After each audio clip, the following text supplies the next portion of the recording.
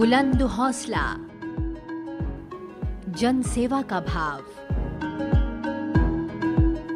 कर्म इनकी पूजा और सरल स्वभाव, शिक्षा, पोषण, बुनियादी जरूरतों और स्वावलंबन पर जोर, सदन की कार्यवाही निष्पक्ष और अनुशासन भरपूर। माननीय सदस्य, आज आसन से नई व्यवस्था सुन लें।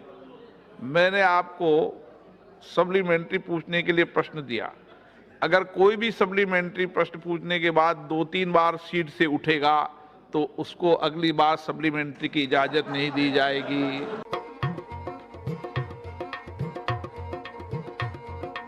7 वर्ष से कोटा बूंदी के सांसद और 2 वर्ष से लोकसभा के अध्यक्ष ओम बिरला, जिन्होंने 2 वर्षों के सफल कार्यकाल में बतौर अध्यक्ष सदन की गरिमा को बनाए रखते हुए नए कीर्तिमान स्थापित किए हैं। 17वीं लोकसभा के लिए सर्वसम्मति से 19 जून वर्ष 2019 को लोकसभा अध्यक्ष निर्वाचित होने के बाद सदन की कई पुरानी परंपराओं को उन्होंने बदला है।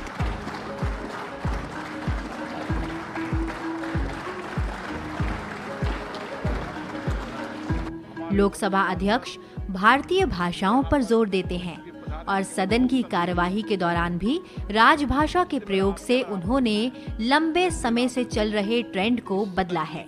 लोकसभा अध्यक्ष सांसदों को ऑनरेबल एमपी के संबोधन के बजाय माननीय सदस्यगण कहकर संबोधित करते हैं, तो एडजर्नमेंट मोशन को स्थगन प्रस्ताव और 0 आवर को शून्यकाल कहते हैं।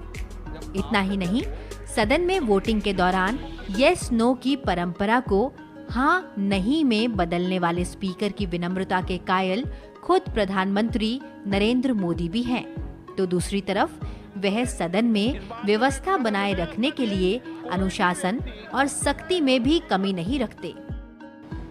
ओम बिरला जी वो शख्सियत है जो जनप्रतिनिधि के नाते राजनीति से जुड़ना बड़ा स्वाभाविक था, लेकिन उनकी पूरी कार्यशैली समाज सेवा केंद्रीय रही। समाज जीवन की कहीं पर भी पीड़ा अगर उनको नजर आई तो पहले पहुंचने वाले व्यक्तियों में से रहे। कहते हैं किसी भी पद पर आसीन व्यक्ति की परख विपत्ति के समय पता चलती है। पूरे विश्व में जब कोरोना महामारी ने कोहराम मचाया, तो ऐसे में सदन का संचालन कैसे हो, ये सबसे बड़ा सवाल था। लेकिन ऐसे समय में भी लोकसभा अध्यक्ष के निर्देशानुसार ऐसी पहल की गई जिससे सदन के कार्यों को और मजबूती मिली और उत्पादकता भी ज्यादा हुई।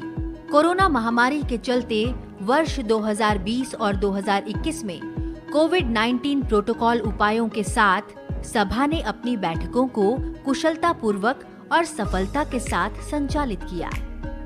17वीं लोकसभा का तीसरा सत्र 31 जनवरी 2020 को शुरू हुआ और सरकार द्वारा घोषित देशव्यापी तालाबंदी के कारण निर्धारित समय से लगभग 2 सप्ताह पहले 23 मार्च 2020 को संपन्न हुआ। विश्वव्यापी कोरोना महामारी के बीच 17वीं लोकसभा का चौथा सत्र आयोजित करना किसी चुनौती से कम नहीं था।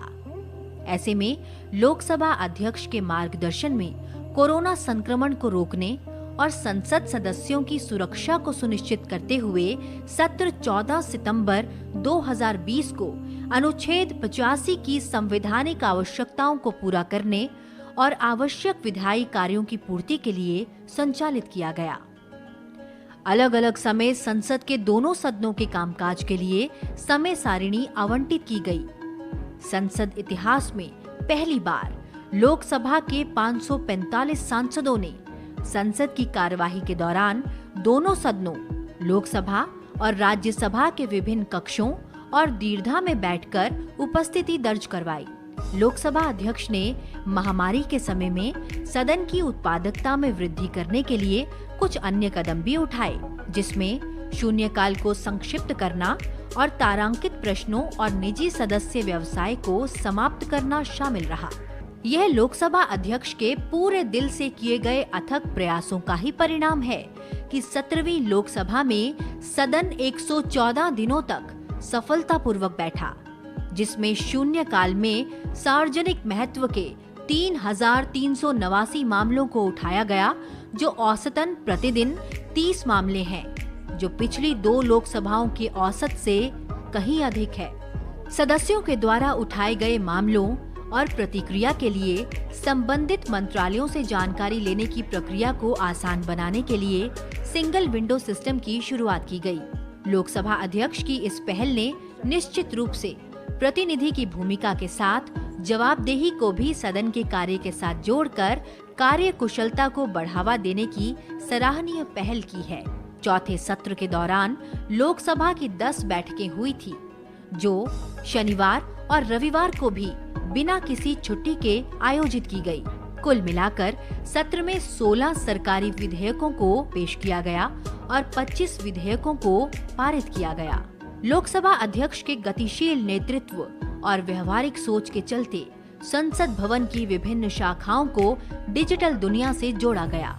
लोकसभा अध्यक्ष न केवल सदन में सभी सदस्यों की निष्पक्षता से बात सुनते हैं, बल्कि एक परिवार के सदस्य की तरह सभी की चिंता भी करते हैं। ऐसे में सदस्यों को कोविड-19 से सुरक्षा के लिए प्रोत्साहित करने के लिए और उन्हें सुविधा देने के लिए लोकसभा अध्यक्ष के आदेश पर सभी सदस्यों के आवास पर कोविड-19 सुरक्षा किट वितरित किए गए। इतना ही नहीं, कोरोना महामारी के दौरान लोकसभा अध्यक्ष ने संसद सदस्यों को फोन कर भी उनका हालचाल जाना। इसके साथ ही सांसदों के लिए समय समय पर योग शिविरों, टीकाकरण शिविरों का आयोजन, स्वास्थ्य जांच एवं शिक्षा शिविर, 24 घंटे एम्बुलेंस की सुविधा और पूर्व सांसदों के लिए कई तरह की पहल पर लोकसभा अध्यक्ष ने कई कदम उठाए हैं। लोकसभा अध्यक्ष की पहल पर प्राइड ने स्थानीय निकाय के प्रतिनिधियों के लिए कार्यक्रम आयोजित किया।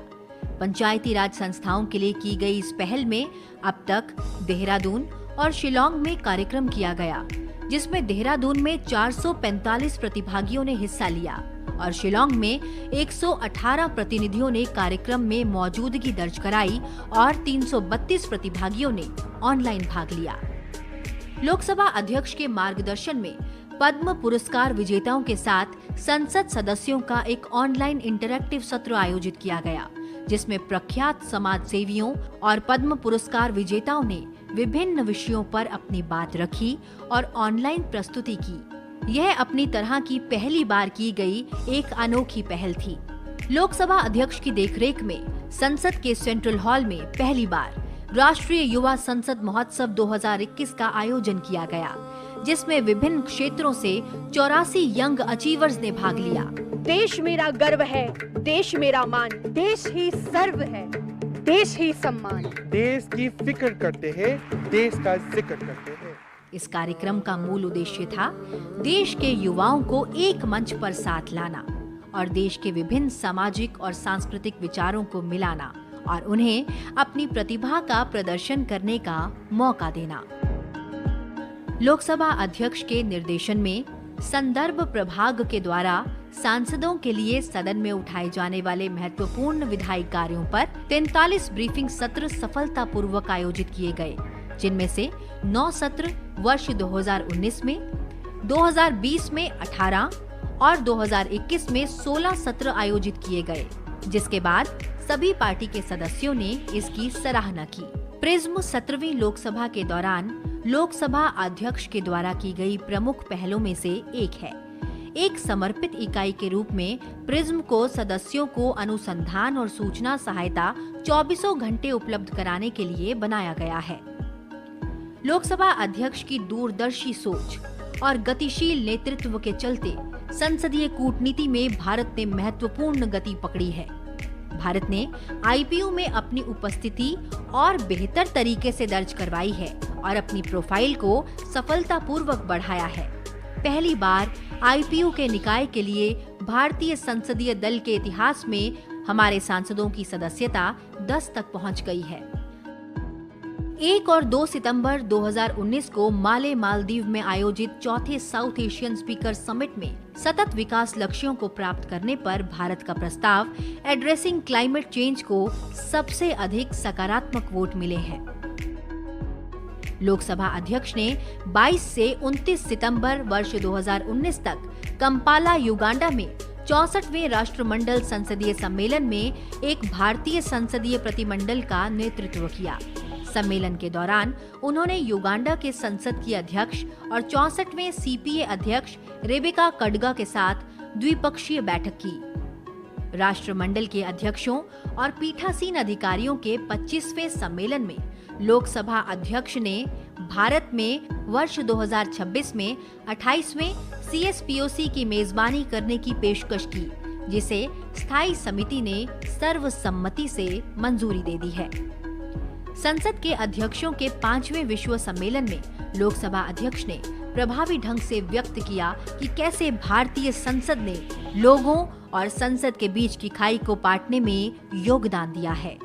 लोकसभा अध्यक्ष ने 21 अप्रैल 2020 को भारत में कोरोना महामारी और अन्य विधायी निकायों की गतिविधियों से संबंधित मामलों पर चर्चा करने के लिए राज्य, केंद्र शासित प्रदेश के विधानमंडलों के पीठासीन अधिकारियों के साथ एक वीडियो सम्मेलन आयोजित किया। यह वीडियो सम्मेलन भारतीय विधानमंडलों के इतिहास में पहली बार आयोजित किया गया था। लोकसभा अध्यक्ष ओम बिरला के नेतृत्व में भारतीय संसदीय समूह के तत्वाधान में कई महत्वपूर्ण समारोह आयोजित किए गए। ऐसा ही एक समारोह संविधान को अपनाने की 70वीं वर्षगांठ मनाने के लिए 26 नवंबर वर्ष 2019 को संसद भवन के सेंट्रल हॉल में आयोजित किया गया।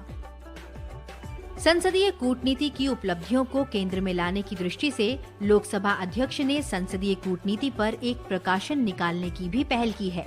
लोकसभा अध्यक्ष के विशेष निमंत्रण पर नवनिर्वाचित IPU अध्यक्ष महामहिम दुआर्ते पाशे को 14 से 20 मार्च 2021 तक भारत आए।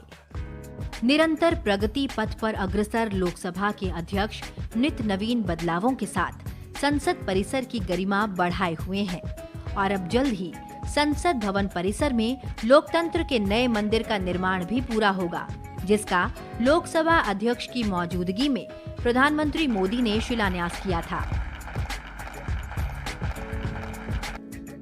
इस भवन में आधुनिकीकरण और देश के हर कोने की संस्कृति की झलक होगी और ये आत्मनिर्भर भारत का प्रतीक भी होगा।